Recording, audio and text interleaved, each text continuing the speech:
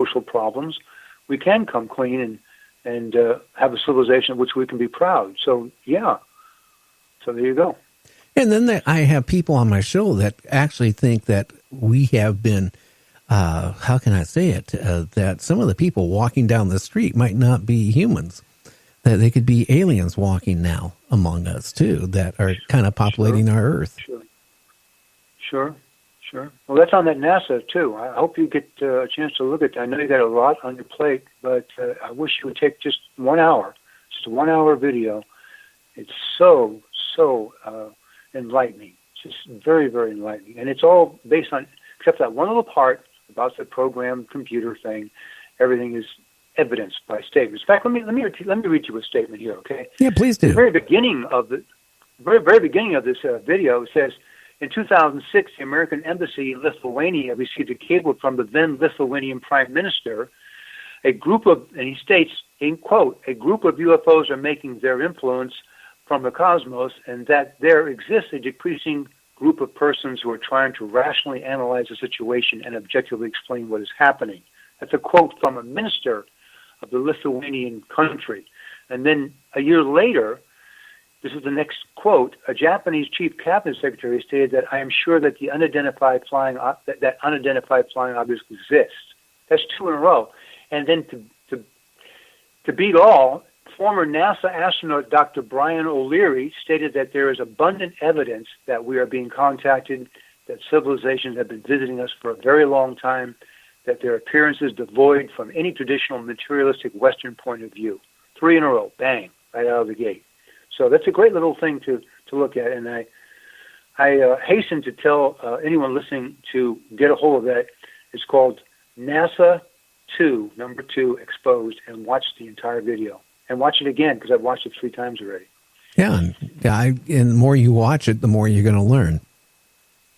Yeah, and NASA knows about this, and they're covering it up. They're the ones that first know about the fact that when Armstrong landed in '69, they were already being watched by aliens. They saw the spaceships at a distance.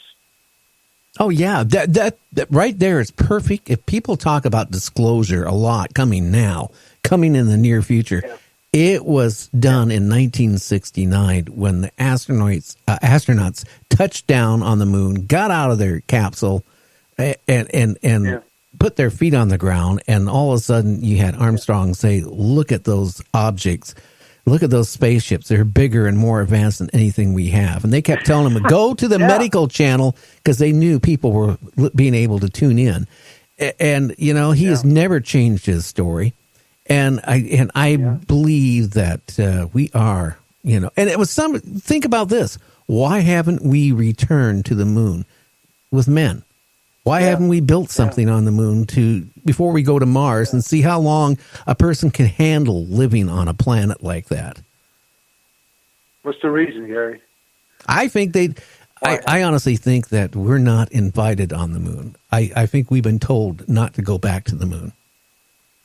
I kind of agree with you. We would just mess things up if we start to intermingle with them at this point. They know we're an inferior civilization. They know we're a warlike civilization.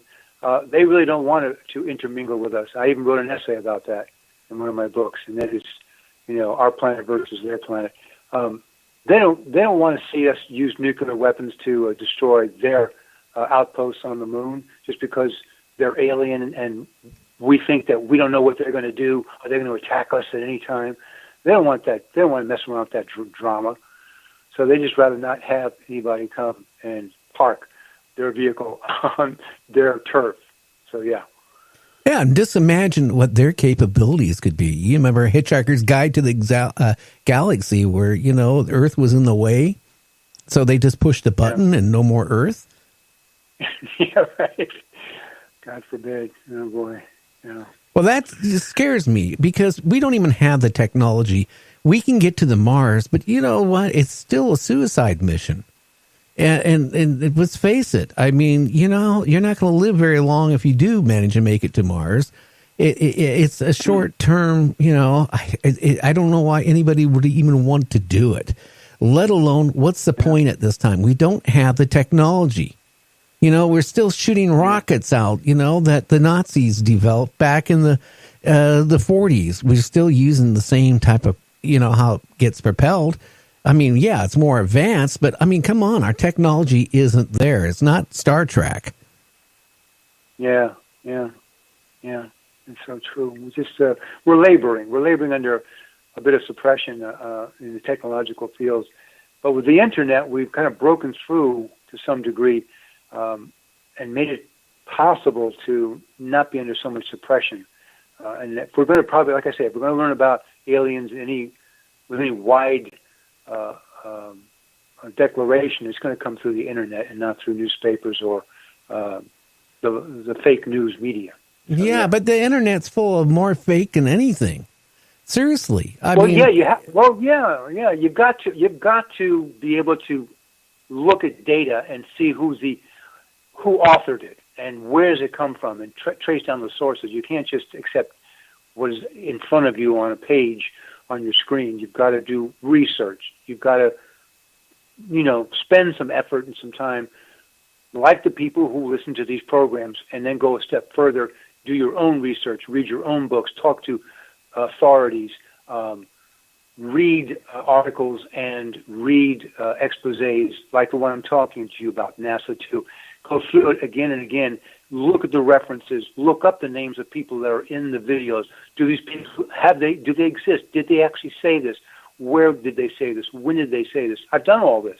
That's why I consider myself an alien expert, because I've traced down all this information to a point where I know that this is a fact. See? So I want your honest opinion. Do you feel that we're being visited on a regular basis? And do you feel that there's aliens walking? You asked me for an opinion. It's not an opinion, Gary. I have the facts in front of me. I have it in written form. I have it both in a book form. I have it in testimonials on the internet. Do you want me to write you a letter and state something? I'll do that too. But no, the evidence has already been proven over and over again. Physical evidence, photographic evidence, testimonial evidence from authorities, from people who are trusted. It's all been recorded. Some has been suppressed, but not all of it. So yeah. So if you want my opinion, it's not an opinion. We've been visited, and we've been visited for many, many thousands of years.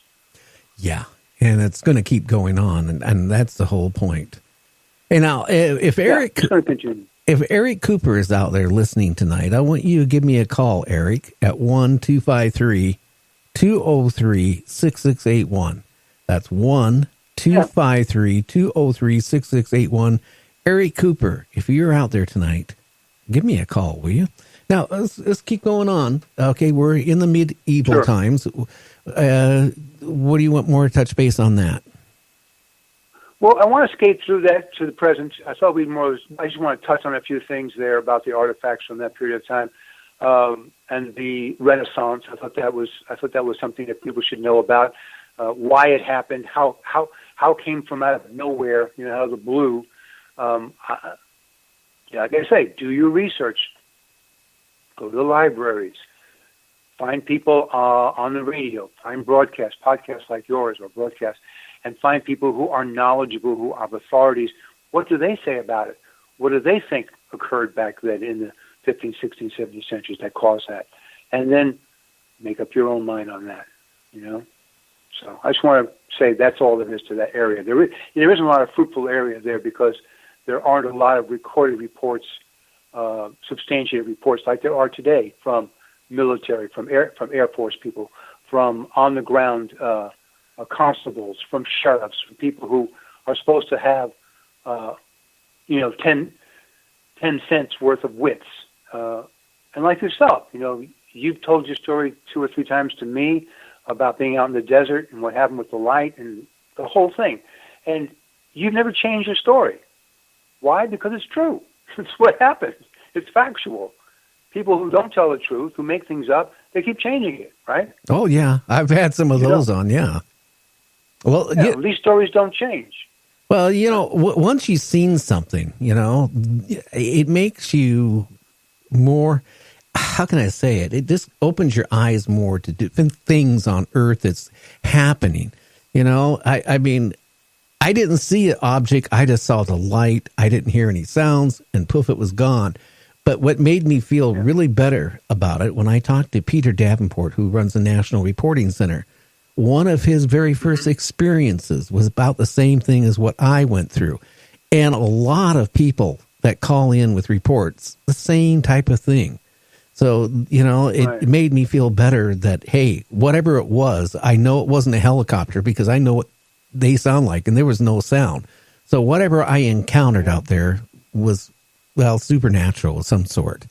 And I don't feel it came from our planet.